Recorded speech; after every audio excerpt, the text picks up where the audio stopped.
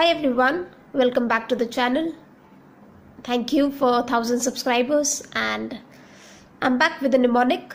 So आज हम उसे अभी पढ़ते हैं, बट उससे पहले एक बात मुझे आपसे बतानी थी कि मुझे 2-3 लोगों ने बोला कि प्लीज़ मेक मोर वीडियोस या फिर सिर्फ एक क्वेश्चन को कवर ना करके पूरे चैप्टर को कवर करना। सो गाइज मैं सिर्फ ये बताना चाहती हूँ कि जैसे कि आप सबके एग्ज़ाम है मई में, तो मेरे भी एग्ज़ाम है और मेरे लिए ये पॉसिबल अभी नहीं हो पा रहा है कि मैं बहुत सारी वीडियोस बनाऊँ, बट येस मैं मई के बाद बहुत ही ज़्यादा अच्छा काम करूँगी प्लीज़ क्योंकि मई के बाद मेरे पास भी टाइम होगा और मैं अदर सब्जेक्ट्स पे भी और फोकस कर पाऊँगी। जैसे मैं अभी सिर्फ ऑडिट की वीडियोस कर रही हूँ, मई के बाद मैं सेकेंड ग्रुप की सब्जेक्ट्स या ऑडिट को और एलाबोरेट करूँगी, लॉ के कुछ चैप्टर्स वगैरह उठाऊँगी, ऑडिट के चैप्टर्स को समराइज करूँगी। तो प्लीज़ चैनल से जुड़े रहिए, आपको आगे भी अच्छी अच्छी वीडियोस मिलती रहेंगी। बट अभी at this point of time मैं आपकी सिर्फ इतनी ही हेल्प कर सकती हूँ कि मैं एक एक क्वेश्चंस के आपके जो भी मेरे निमोनिक्स है मैं आपके साथ वो शेयर कर सकती हूँ। सो थोड़ा सा आप भी समझिए। तो अब हम इस क्वेश्चन को शुरू करते हैं। ये क्वेश्चन एक्चुअली है क्या? दिस क्वेश्चन इज आस्किंग कि फॉर्म एंड कंटेंट कितना रखना चाहिए एक ऑडिटर को अगर वो वर्किंग पेपर बनाता है। क्योंकि देखो हम पढ़ने के वाले हैं, सबसे पहले तो मैं आपके साथ ये मैं भूल गई कि हम करने वाले हैं SA 230 audit documentation. Audit documentation में क्या होता है, एक चार्टर्ड अकाउंटेंट को हमेशा जो भी वो काम करता है वो उसे रिकॉर्ड्स बनाने पड़ते हैं और रिकॉर्ड्स को वो एक फाइल बनाएगा जो एक ऑडिट डॉक्यूमेंटेशन के लिए उसके काम आती है। तो इस क्वेश्चन में एग्जैक्टली पूछा क्या, मिस्टर ए एक practising chartered accountant has been appointed as an auditor of true private limited. ठीक है, एक ऑडिटर है जो अपॉइंट हुआ है ट्रू प्राइवेट लिमिटेड कंपनी में। What factors, remember this word factors would influence the amount of working papers working papers required to be maintained for the purpose of his audit.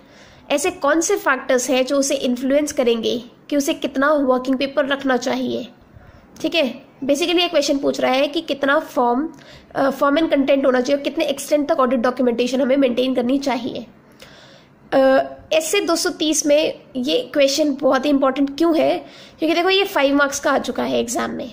ठीक है, और इसके points जो होते हैं ना वो इजीली लर्न नहीं हो पाते हैं। मेरे से तो नहीं हो पाते, तो शायद दूसरे बच्चों से भी ना हो पाते हो क्योंकि वो भी स्टूडेंट्स ही हैं। तो इसके लिए एक निमोनिक है मेरे पास जो अभी मैं आपके साथ शेयर करती हूँ। तो देखो क्या क्वेश्चन है, अब शुरू करते हैं हम। Factors affecting form content and extent of audit documentation. कौन से ऐसे फैक्टर्स हैं जो फॉर्म कंटेंट और एक्सटेंट ऑफ ऑडिट डॉक्यूमेंटेशन को अफेक्ट करते हैं। ठीक है, तो देखो एसए 230 ऑडिट डॉक्यूमेंटेशन डील करता है with the auditor's responsibility to prepare audit documentation. SA 230 क्या कहता है कि ऑडिटर को प्रिपेयर करने हैं अपने audit documentation in an audit of financial statement. Accordingly, the various factors that may affect form, content or extent of audit documentation are following. ये कुछ ऐसे फैक्टर्स हैं जो अफेक्ट करते हैं। तो इसका एक निमोनिक है मेरे पास, इसका निमोनिक है स्कैन सिन। रिमेंबर दिस, क्या है इसका निमोनिक? स्कैन सिन। देखो मैं बताती हूँ, SCAN स्कैन सिन। ठीक है, scan sin is the mnemonic. अब मैं आपके साथ शेयर करती हूँ वो निमोनिक भी। तो देखो सबसे पहले हमारा क्या आया, स्कैन, SCAN स्कैन सिन। इससे आपको बहुत इजीली याद हो जाएगा क्योंकि मुझे इससे बहुत अच्छे से याद हो गया है। ठीक है, तो एस क्या कहते हैं? एस कहता है साइज और कम्प्लेक्सिटी ऑफ द एंटिटी। मतलब ऑडिट डॉक्यूमेंटेशन में ऐसे कौन से फैक्टर्स हैं जो अफेक्ट करेंगे। तो सबसे पहला था भाई ऑडिट डॉक्यूमेंटेशन उतना बनाओ कि जो उस एंटिटी के लिए केपेबल हो, कि साइज को देखकर और उसमें क्या क्या कम्प्लेक्सिटीज है एंटिटी में उसको देखकर ऑडिट डॉक्यूमेंटेशन बनाओ। ये कुछ ऐसे फैक्टर्स हैं जो अफेक्ट कर सकते हैं ऑडिट डॉक्यूमेंटेशन को कि कितना मेंटेन करना है। ठीक है, तो S is for size and complexity of the entity. C देखो ये पॉइंट थोड़ा सा ऐसा है कि conclusion, C is for conclusion. तो ये पॉइंट कहता क्या है, ये कहता है need to document a conclusion. जरूरत क्या पड़ी उस कंक्लूजन को लिखने की। और कुछ ऐसे कंक्लूजन भी होते हैं जो एक बार में डिटरमाइन नहीं हो पाते हैं। Conclusion not readily determinable. ठीक है, तो अब मैं ये आपको पॉइंट बुक से भी दिखा देती हूँ दोनों पॉइंट्स। तो देखो the size and complexity of the entity. Size और कम्प्लेक्सिटी क्या है एंटिटी की? और फिर आया हमारा सी देखो ये रहा conclusion, the need to document a conclusion, क्या ज़रूरत पड़ी है कंक्लूजन को लिखने की, और the basis for a conclusion जो नॉट रेडली डिटर्मिनेबल, कोई भी कुछ ऐसा कंक्लूजन था जो एक बार में नहीं हुआ या उसमें बहुत टाइम लगा, तो वो ज़रूर लिखो आप अपने ऑडिट डॉक्यूमेंटेशन में, ठीक है।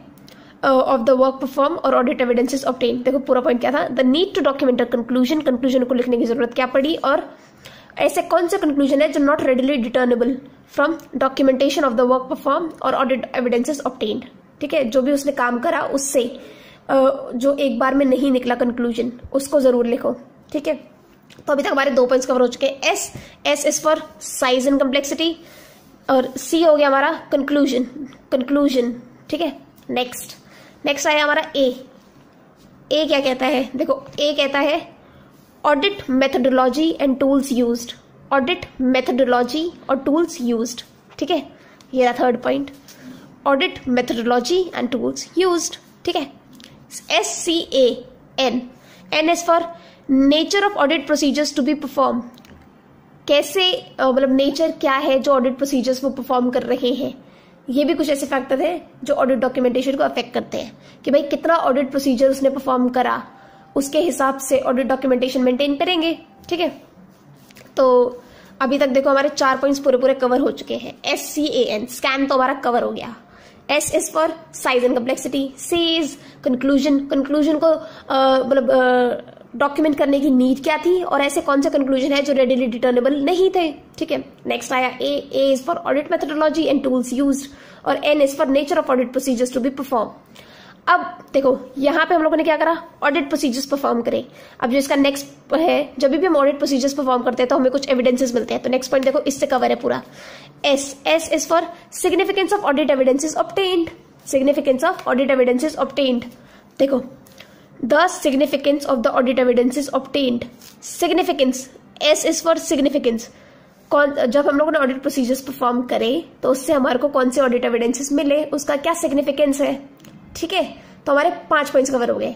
Next is I is for, देखो I is for identified risk of material misstatement, this is RMM is risk of material misstatement, ठीक है। Identified risk of material misstatement मतलब कितनी उन्हें गलतियां दिखी, ये सब कुछ उसको उसके ऑडिट डॉक्यूमेंटेशन को अफेक्ट करेगा। तो देखो identified risk of material misstatement, identified risk of material misstatement. तो देखो अभी तक हमारे 6 पॉइंट्स कवर हो चुके हैं।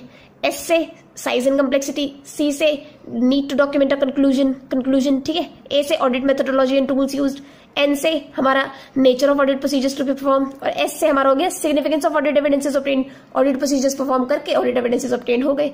फिर I से हमारा हो गया identified risk of material misstatement. Last one N क्या कहता है, N कहता है nature and extent of exceptions identified, nature and extent of exceptions identified, उसे कितने हद तक एक्सेप्शंस मिली है कि उनका नेचर क्या है, ये मतलब ये एक फैक्टर है जो हमारे ऑडिट डॉक्यूमेंटेशन को अफेक्ट करेगा। तो आई होप आपको ये सारे पॉइंट्स क्लियरली समझ आए हों। ये क्वेश्चन इंपॉर्टेंट है, ऐसे 230 का है ऑडिट डॉक्यूमेंटेशन कि ऐसे कौन से फैक्टर्स हैं जो फॉर्म ऑन कंटेंट को अफेक्ट करते हैं। तो इसका निमोनिक है हमारे पास scan sin. S is for size and complexity of entity, C is for conclusion वाला पॉइंट की जरूरत क्या थी और ऐसे कौन सा कंक्लूजन जो रेडिली डिटर्मिनेबल नहीं थे। फिर A से ऑडिट मेथोडोलॉजी, N से हमारा हो गया nature of audit procedures to be perform, S से significance of audit evidences to be obtained, I से identified risk of material misstatement, और N से nature and extent of exceptions found, ठीक है। आप इसका स्क्रीनशॉट ले सकते हैं क्योंकि एक को फिर मेल करना पॉसिबल नहीं हो पाता है, तो please take screenshot of this and guys please like this video, share this video and subscribe to the channel if you haven't, क्योंकि सब्सक्राइब करोगे तो ये चैनल भी बढ़ेगा और मेरा भी मन करेगा आगे और वीडियोस बनाने का। So please guys like and share, subscribe. Bye bye, thank you so much.